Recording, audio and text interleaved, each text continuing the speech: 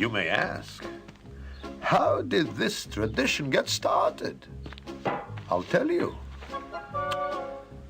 I don't know. But it's a tradition. And because of our traditions, every one of us knows. I will answer as many questions as I can. And of course, you have our amazing webpage, letstalktorah.net. That's letstalktorah.net. You find the archives, the news shows, questions, comments, the all-important donate button. You can help us out. We appreciate that. Of course, there's different levels to donate. You want a shout-out, we can give you a shout-out. Happy birthday, mazel tov, anniversary, whatever makes you happy, or just be anonymous like many people like to do. And that, of course, works as well. Well, we are in the Passover mode. Passover is right around the corner. And that's what we would like to talk about in our next couple of shows. So if you're a mother, girl, lady, Passover makes people nervous. For some people, months in advance. Because when they think Passover, they think it's cleanup time. And for some people, put this away. It's not so clean. I'll get to this. Put some things in the closet. It's a tremendous, awesome pressure. And that really is the first thing we got to knock out of our head. Passover is the holiday of freedom, not slavery, right? We got out of slavery. We became free. And for some people, the idea of cleaning their house, they feel like slaves. And that's really a terrible thought. That's not what Passover is supposed to be about. Passover is remembering we were slaves for, we're in Egypt for 210 years. And okay, so God's going to come down and he takes us out and he brings the plagues. We're going to talk about it. But a focus of Passover is the matzah. So let's first talk matzah, then that will help us get into cleaning a little bit. First, we have to know what is matzah or unleavened bread and what is bread or leavened bread. What is that? So it happens like this without getting too scientific. You have flour, you have water, and you have what we call thyme. And if you mix them all together, you have bread or leavened bread. If you're missing one of the ingredients, and for our purposes it'll be thyme, you have matzah. So and that's what happens. So I mix my flour and water, and I mix it up, I get myself a dough. Once that flour touches the water, I have 18 minutes. I mean, if I heat it up a little bit, that will make a bigger problem, but for the most part, I have 18 minutes. If I can get that dough and roll it out and flatten it and stick it in an oven within 18 minutes and start my baking process, I'm good to go. Some people even want the baking process should really be finished by 18 minutes. Fine. Finish the baking process within 18 minutes and you have matzah. Once it takes longer than 18 minutes from beginning to end, now we're worried, no longer matzah. So who cares? What's the big deal? So the matzah represents multiple facets when we talk about Passover. First of all, slaves, we ate matzah. Second of all, as slaves, it's poor man's bread, right? We're slaves. It's cheap bread, even though you go to the store now, you find it's massively expensive because you're not making it in your own house, right? So it's poor man's bread. It's for slaves. It fills up a person so they don't have to give them a lot of food, or her.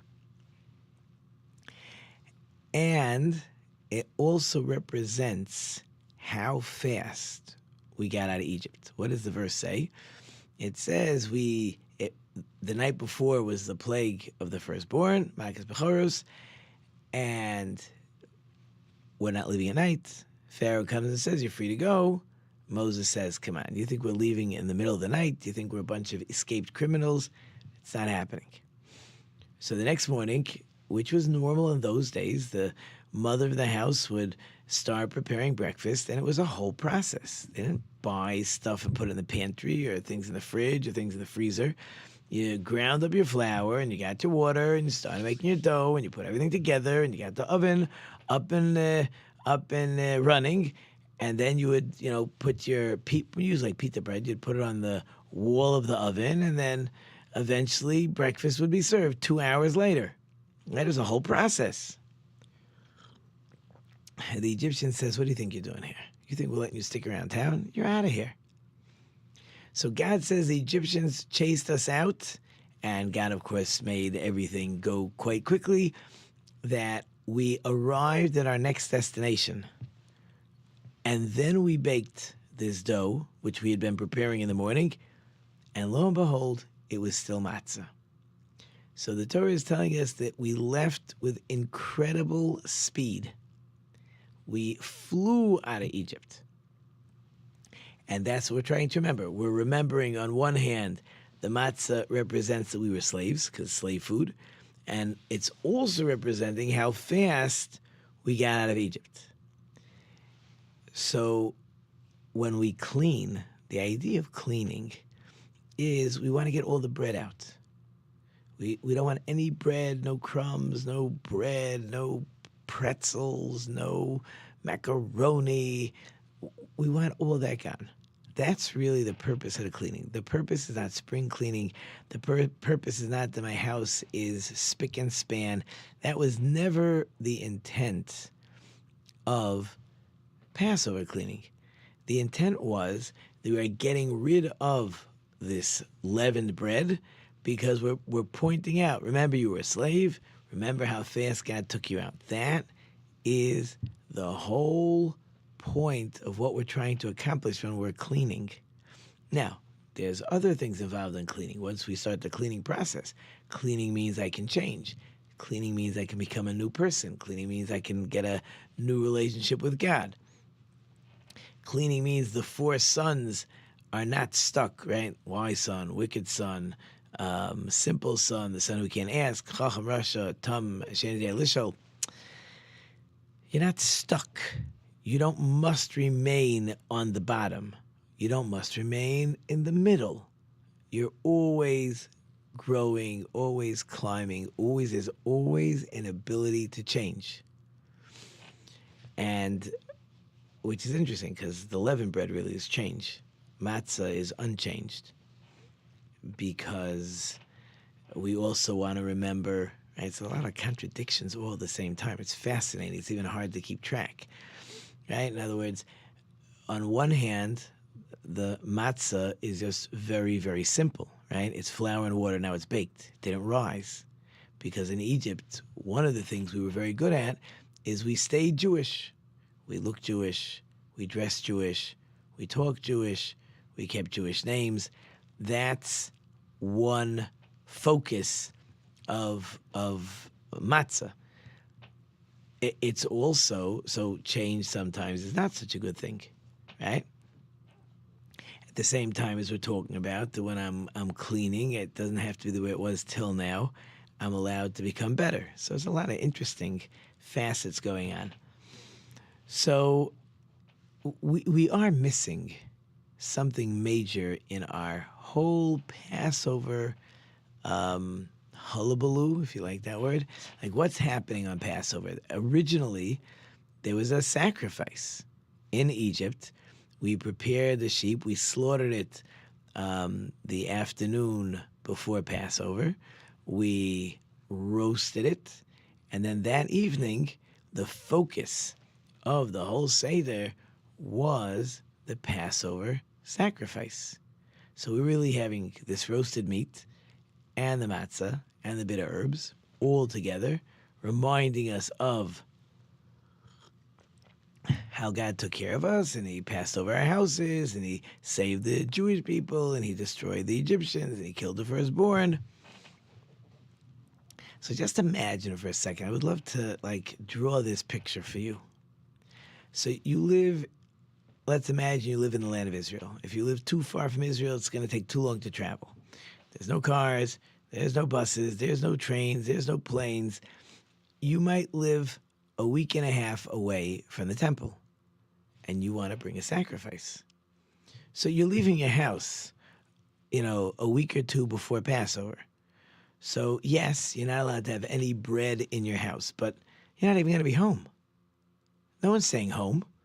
Everyone's walking up to Jerusalem. Hundreds of thousands of people are heading towards Jerusalem. Now keep in mind that when you bring your Passover sacrifice, you can't take it home.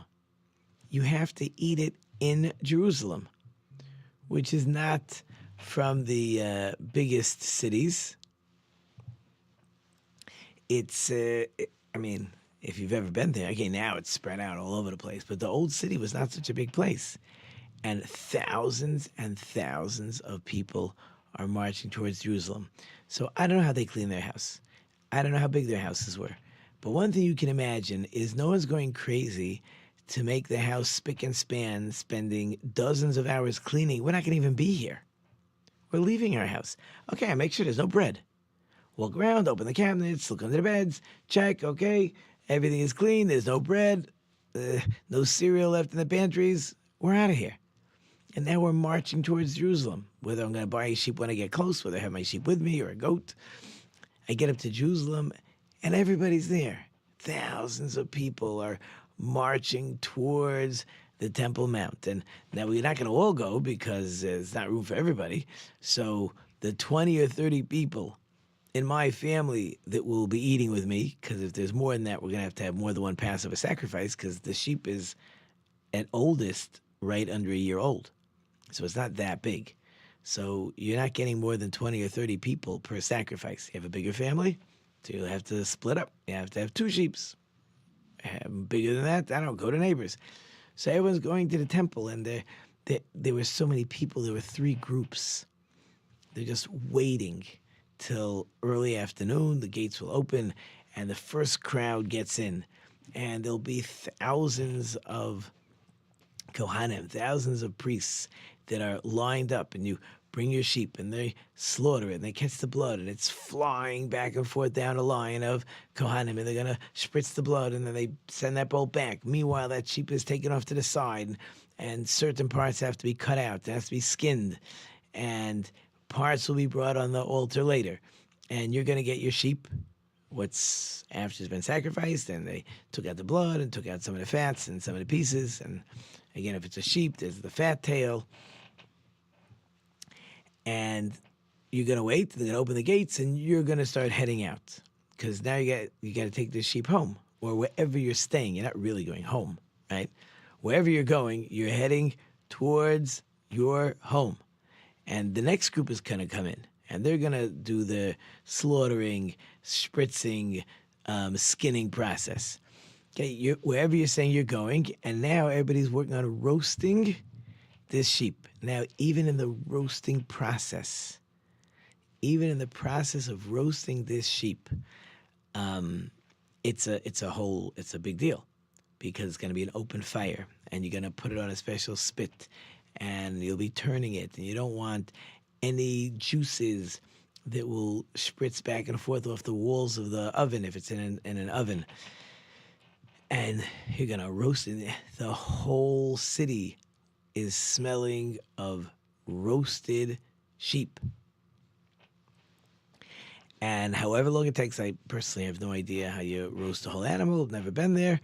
You're going to finish the roasting process. You're going to make sure it's properly roasted, and you're going to, it's not cut up into, you can cut it afterwards, but the actual roasting, the whole animal is one big animal. It's not roasted like steaks and lamb chops or whatever you're doing over there. And you're getting everything ready, and now wherever you're eating, right, we're going to set the tables, have the children ready, have the family ready, whoever is joining your meal, and everyone's going to get together. And this Passover sacrifice is like going to take central stage. So however long it's going to take to read through the Haggadah and ask the 4 questions and talk about the 4 sons, but everybody wants a piece of the Passover sacrifice. It has their matzah ready, their Passover sacrifice and their bitter herbs, and that's what everything is revolved around. It has to be finished before, we'll call Chatzos, midnight, not really midnight, but the middle of the night, right? And you're going to make sure that everybody is long finished way before the middle of the night. You want to talk about Passover afterwards, you'll talk about it. But everyone's going to make sure that they got their fill and they did their command of eating properly and reclining properly and making sure there's no leftovers. It's like that was a totally different focus. So if you're not even home, right? You travel away from home, you're with your family, you're eating this Passover sacrifice. So yes, you can't have any leavened bread. You can't have any chametz. You can't have bread, right? You're only eating matzah. But that is a minor focus. And somehow, over time, maybe because we stay home, maybe because we're no longer bringing sacrifices, but somehow that focus of just not having chametz became an overarching, cleanup period, and that's really almost sad that's what everything became, but it misses the whole point. Now, by the way, at the same time, while we're making such a big deal, now, if you imagine that, right, as we're going through what's happening, and everything revolves around this sacrifice, and now the children are here. And they see that everything is revolving around this sacrifice. They're going to have a lot of questions. Like, what is the big deal? Why are we having this funny sandwich with matzah and the bitter herbs and the meat, or whether we're eating them separately? And everyone was purified beforehand, and the whole process, and thousands of people are going to be in Jerusalem. And you can only imagine when each house is singing their different Passover songs, because they had the same basic, Seder that we have, right? So everybody's busy singing, and you could just hear everybody, right? So it's just a wow, like what the children are going through, what the children are experiencing, and the children are just imagining, well, I'm going to get older, and I'll have a family, and I'm going to tell my family what's going on, and I'm going to be responsible to bring the sacrifice, and we're all going to leave our homes. By the way, it says they never worried when they left their homes. As God promised them, you're going to leave your homes, you're going to go up to the temple, you're going to bring your sacrifice. Don't worry.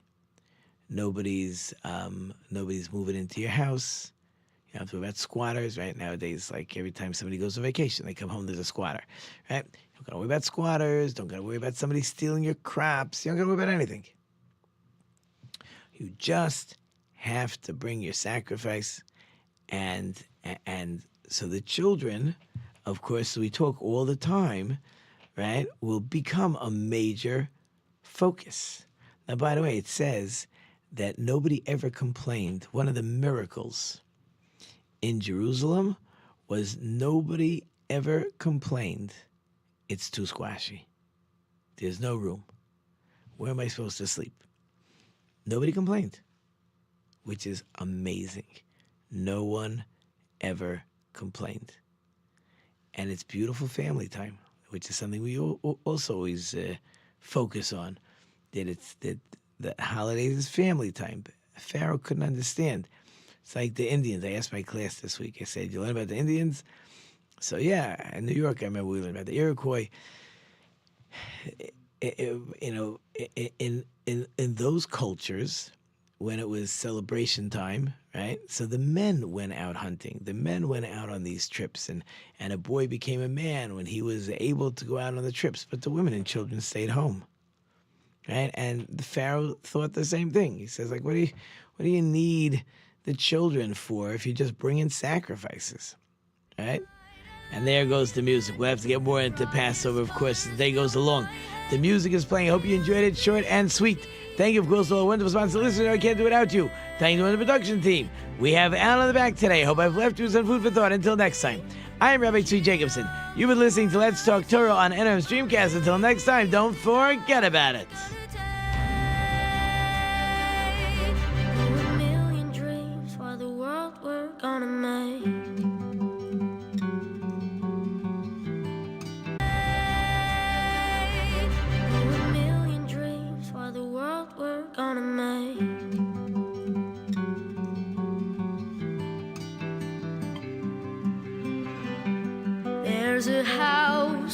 can build. Every room inside is filled with things from far.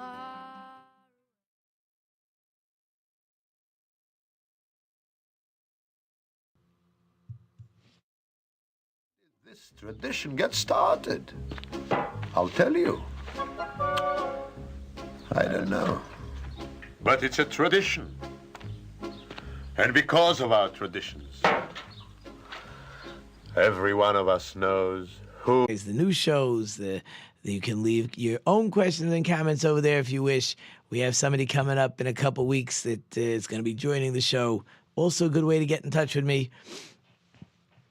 And, of course, the all-important donate button. We have different levels, very important.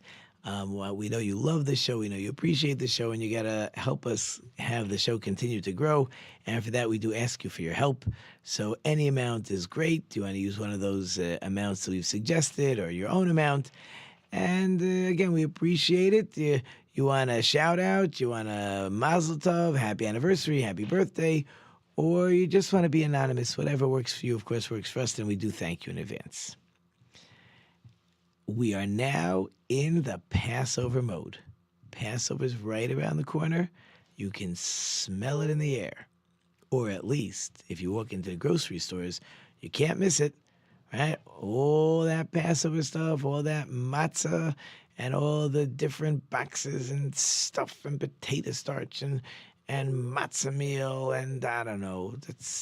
They didn't send me shopping yet, but we're slowly getting ready for some major shopping. We started some, I think, yesterday. Looks like my wife made a major shopping trip this morning. I have a lot of Sunday. I have two different major shopping stuff that I got to take care of. The chickens and the meats and the eggs and the vegetables and the potatoes and the, a lot of schlepping and the seltzer, and it's fun. We love we love Passover, Pesach. The children come, everyone is just so excited. It's family, it's children, it's beautiful. It's just an amazing, fun, wonderful holiday. And I remember many years ago, I sat down in somebody's office. As you know, I'm a teacher. I'm a fundraiser. And my friend says to me, he says, "Rabbi, what do you want to study with me?" And, we're talking, and he says to me, "Rabbi, I have a question. You talk about Passover, and your kids love it. My kids want to run away. They're not interested." I told him, I said, "You know why your kids run away? Because you don't even know the story. And if you don't know the story, so for you it's boring. Oh, what do you think your kids think? Of course it's boring." And we spent the next couple of years, we continuously studied, went through the story, went through the Passover Haggadah. It was interesting. Over time, I think he got a little tired of the actual study. We still meet. He's out of town a lot. But it's been great. And I hope that it helped him. And let's hope that some of the, in our little bit of time, we can get through some of what's going on. So first you got to wonder, what are we looking to accomplish? What is our goal by the night of the Seder? In the last show we talked about what happened during the time of the temple and some of the feeling, what was going on and the excitement. But we now have a totally different focus nowadays. There's no sacrifice. We're not going to Jerusalem. I mean, people go on vacation to Jerusalem, to Israel. It's true. But they're not going to bring a sacrifice. They're not going to barbecue a sheep and make sure that everybody gets a certain amount of meat to fulfill the command of the Passover sacrifice. So we're not doing that. So what are we trying to accomplish? And if it's just telling over the story, I guess I read the story. I heard the story before. I know what's going on. Like what's the big deal?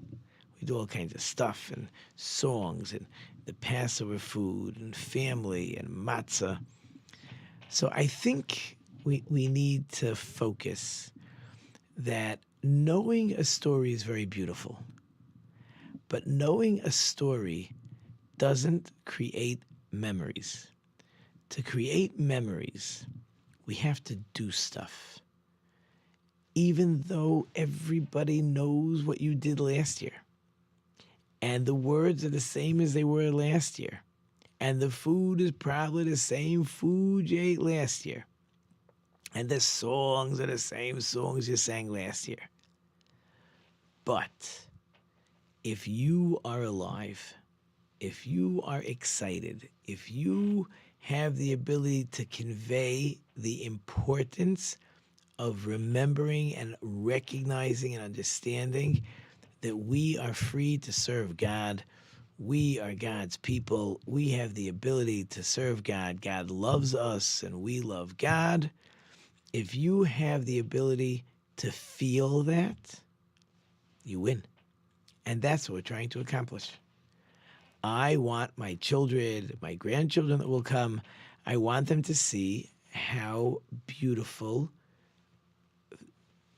following God's commands can be, how enjoyable running a Seder can be.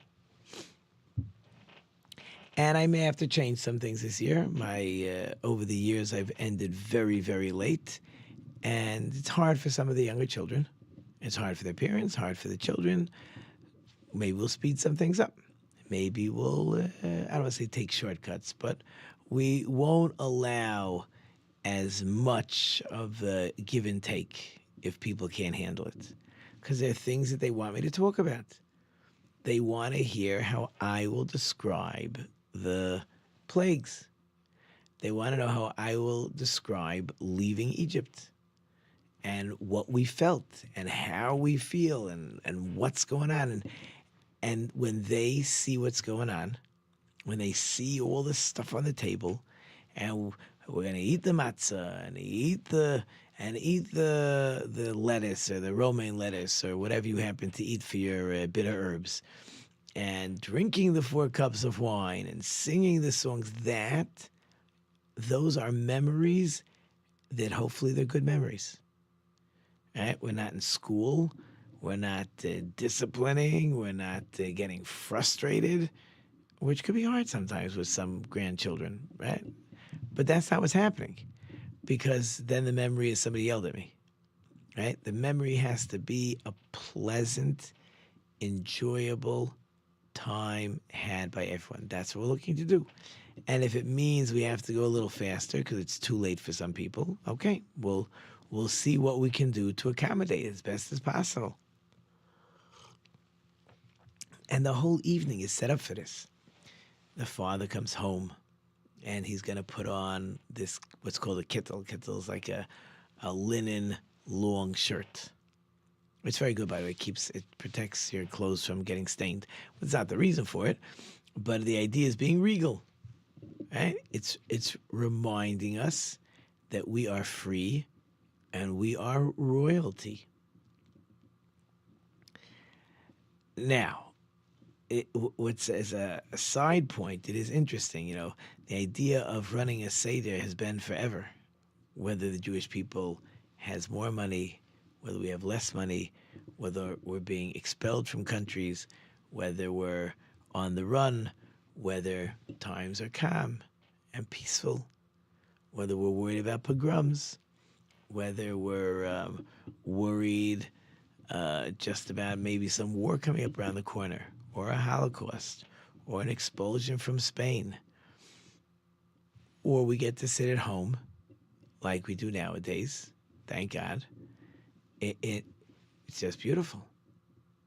But if you're in Israel now, maybe not everybody can be as joyous, right? We have to remember that in some areas life is beautiful. Some places life is, unfortunately, there's been some tragedies, or a lot of tragedies, or you're worried about terrorists. But we're still busy focusing on the night at hand. Why? Because we are who we are because of this night. It all starts with this night. God set it up, right? There's Abraham and Isaac and Jacob has to go down to Egypt with his sons. and the story with Joseph to get them down to Egypt. And then we start to increase, and then all of a sudden the Egyptians get upset, and they don't like us, and they turn us into slaves, and they want to destroy us. And then when God is ready, when we've been slaves, which was part of the plan for us to become God's people, we had to first be slaves. And God says, okay, he calls Moses, and Moses comes down, Moses speaks to Pharaoh, and then there's going to be 10 plagues, which we get to observe, and we don't suffer. I tell my class over and over, there was not one bit of suffering during these 10 plagues. And you have the plague of blood. The Egyptians have nothing to drink. Everything is blood. The Jewish people have all the water they want, and they can sell it to the Egyptian. And that goes on for a week. We can become wealthy from that plague. But all the plagues are happening because of how we were treated. They threw the babies into the river. They killed our children. Right? We weren't just slaves that were working hard. They were butchering us. And the frogs, which is a very entertaining plague to talk about. This big ugly frog comes out of the river. If you want it to be thousands of frogs come out of the river, and the Egyptians are beating the frog, and it explodes, and there's frogs all over the place. And every time they hit a frog, the frog multiplies, and there's more and more. And then there's just an army of frogs that invade Egypt. And you can't keep the frogs out of the house. They just like waltz right through the wall, like walking through water. And if you're an Egyptian, you open your mouth, the frog is jumping in. And you try to make food, and the frogs are jumping in. And you try to go to sleep, you don't want to yawn because you know the frog is going to crawl in. And you're sharing your bed with thousands of frogs. And the noise is just intense. And you can't sleep. Because the Egyptians used to yell and scream at us. They used to wake us up early. And yelling and screaming. You like yelling and screaming? There's going to be lots of yelling and screaming. And then the plague will end, or the frogs die, and you can only imagine the stench of what's going on. And then the ground is turned to like bugs and lice because you made us sweep your floors. You like it clean? We'll show you what's going to happen. You force us to make things clean. You make us make bricks. Can't make bricks because the ingredients for bricks is water, dirt, and straw. To make a brick, right? Well, you can't make a brick if everything is bugs, right? So, and then and those 3 plagues were just to prove there's a God. Pharaoh says, I never heard of God, don't know what God is, don't know who God is, never heard of him. And then you have the wild animals. They're coming from everywhere, and they just invade the country. But they don't go into the area of the Jews. And they'll attack the Egyptian, and they won't attack a Jew. But if the children want to play, get a ride on the animals, no problem. It's the world's greatest zoo if you're Jewish. And if you're Egyptian, you're hiding and cowering for your life, hoping that the animal had enough breakfast, lunch, and supper that's going to leave you alone. And that plague ends and all the animals leave. And now there's a plague. I think, COVID 1,000,000 times worse, right? Because all the animals that are Egyptian die. And the only reason the plague doesn't kill Egyptians is because God wants the Egyptians to stick around so that we have what to tell our children that happened in Egypt. So the Jewish people is watching God's miracles, how God, first to know there's a God. Next you need to know that God is down here and he cares about us. And then it's going to come what's called the boils. And Moses and Aaron are going to take the ashes. They're going to throw it into the sky in front of Pharaoh. And it's going to go everywhere. And wherever those ashes land, all over Egypt, on any Egyptian, it erupts and boils and blisters. And the Jews, it's like, I don't know, did they notice the dust in the air? Maybe.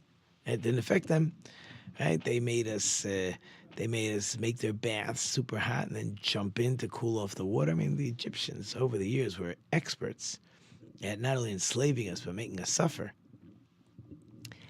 We need to know that even if God doesn't take revenge and punish immediately, when God is ready, when the time comes, he takes care of everybody that started up with us. That will happen. This is what we want our children to know, right? We might suffer. We have suffered over the millennia. We've been in exile, but God's going to take care of us. No one gets away with anything. Nothing is free. So after the second group of plagues, where we see God controls the world. Now the final punishments are on their way in, right? So there's the plague of hail. Hail comes down, and the ice is mixed with fire, and it lands like bombs, and it blows up, and it destroys the crops and destroys trees. But it doesn't affect the houses. You're safe inside the house if you're an Egyptian or in Goshen. For the Jews, it's just like, nothing bothers us, not landing on us, not touching us, not affecting us. And interesting enough, the verse says it only affected the barley and the flax because they ripen early, so those plants are brittle, while the wheat and the spelts, are not affected because they're still moist and they're still green. That'll be something left over for the locusts to attack. And then God's army, the locust is called God's army. That comes in and invades the country. And again, it doesn't bother us. It just gobbles up everything that belongs to the Egyptians. I was actually teaching this plague to my class today. And the Egyptians, the food there's not, but they'll collect barrels and barrels of locusts because they gotta have something to eat for the next couple months. And Pharaoh's going to come and say, you got to get rid of this plague. And so Moses says, no problem. And a wind comes and not only blows away the ones that are flying all over the place, but it blows away all the barrels. Now, there's actually food in Egypt because the Jewish farms, of course, were not touched. And when we leave the country, the Egyptians will have that food to survive on. And now we get the plague of darkness.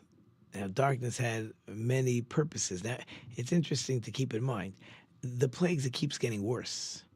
So even though technically it would seem that darkness shouldn't bother so much, but it must have been so frightening to be in pitch black. Do you know when they want to try to teach children, there's museums where they want to show you what it means to be blind, so they have these like special rooms that you go into, like a tunnel to walk through, where it is so dark you can't see your hand in front of your face. And some people become so frightened they lose it. So if you yell out that you're frightened or you scream, they'll turn on the lights and they'll let the person go out, they'll take care. This was a frightening plague. And the Jewish people are busy searching the house of the Egyptians. They're also feeding the Egyptians, and they're also burying all the Jews who died, who didn't want to leave. God says, you don't got to leave. But you're not sticking around. So a 4/5 of the Jewish nation die. And then we get the sheep ready and get it ready for the sacrifice, and we bring the sacrifice in Egypt, and we're going to barbecue, and everybody smells the barbecue, and the sheep was their idol, right? So they're smelling their idol being burnt and barbecued, and they can't do anything. God's not letting. And we're sitting down to eat our sacrifice, our Passover sacrifice, preparing that God is going to pass over our houses and not allow any Jew to be hurt. And the Egyptians, all the firstborn, are dying. And that takes place exactly in the middle of the night, which in Detroit is around 1:37. In other parts of the country, it's probably closer to 1:45. Everything depends where you live. And now Pharaoh's, that's it. He can't handle it. Everybody out of my country. Just all the Jews get out. And we leave the next day free. We are finally free. Pharaoh officially freed us. We are not escaping during any plagues because we don't want Pharaoh to say that you snuck out in the middle of the night and you escaped slaves. God's not letting. This is our freedom. We're becoming the Jewish nation because God came in, punished the ones that started up with us, and that's all part of God showing us his love. Then we're going to travel in the desert, and God's going to feed us. He's going to give us the manna, he's going to give us water, and all marching towards Mount Sinai so we can accept the Torah and become God's nation. And on the way, the Egyptian army is running after us. How could we give the Jews all our gold and silver and they're not coming back? And what were we thinking? And the army is on its way. And God says, I'm going to take care of you.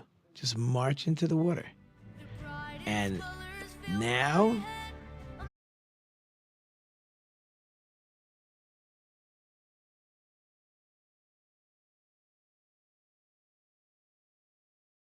but you can only imagine how exciting you can make a Seder.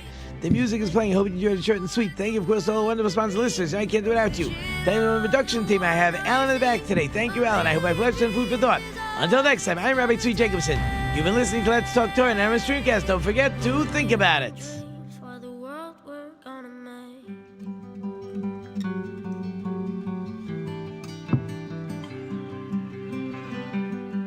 There's a house we can build.